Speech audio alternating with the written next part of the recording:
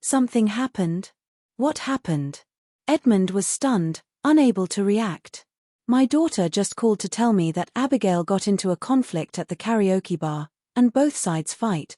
You should hurry over and check on her, the neighbor urged. What? A fight? Edmund was startled. He immediately threw down his cutlery and ran to the door, but then, he turned around suddenly and said, Mr. Rhys, I truly apologize, but something happened to my daughter, and I need to go handle it.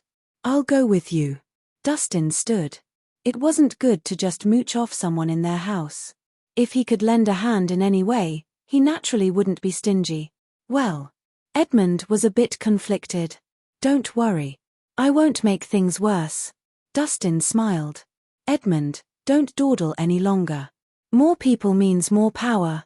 Hurry, the neighbor prompted again. All right. Edmund nodded. Without another word, he got in his Mazda and drove off. He couldn't care about anything else right now. His daughter's safety was the most important. 20 minutes later, he stopped in front of the karaoke bar. Dustin followed Edmund inside. He found a few burly men standing outside a particular room. Among them, the leader was a young man dressed in a Versace suit. His face was flushed, and he reeked of alcohol. He yelled and kicked the door.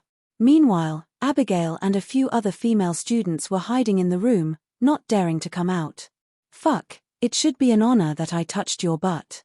How dare you hit me? I'm going to teach you a lesson today. After a series of hard kicks, the door suddenly fell with a resounding bang. The girls inside the room instantly screamed in terror, except Abigail, who stood in front, unyielding. With stubborn eyes, she said, "Hold right there. I'm warning you not to do something rash. I've already asked for backup. Once my friends come, there'll be a good show." Backup? The man in the suit chuckled coldly. To tell you the truth, this is my territory. It doesn't matter who you call over. I'm going to fuck you tonight. With that, he reached out to grab her. Stop. At that moment, Edmund suddenly ran over and stood in front of his daughter protectively. Young man, let's use our words, not our hands. What are you doing here? Abigail frowned, not the least bit grateful. Old geezer, where did you come from? The man in the suit looked him up and down with an unkind gaze. Young man, this is my daughter. She's young and doesn't know better. If she's offended you in some way, I'll apologize on her behalf. Edmund said with an apologetic smile, bowing profusely. That bitch slapped me and broke my watch. Do you think an apology can fix this? The man sniffed.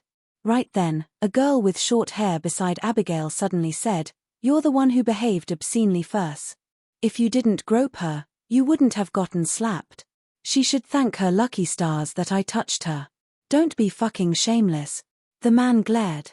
Edmund's face froze. In the end, he still forced a smile and said, "Young man, I think this is just a misunderstanding. There's no need to make this bigger than it is.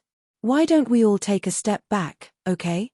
Don't think it's over just because you said so." The man slapped Edmund harshly, cursing. "Who the fuck are you? Are you even worthy of negotiating with me?" Edmund staggered backward from the blow, almost falling.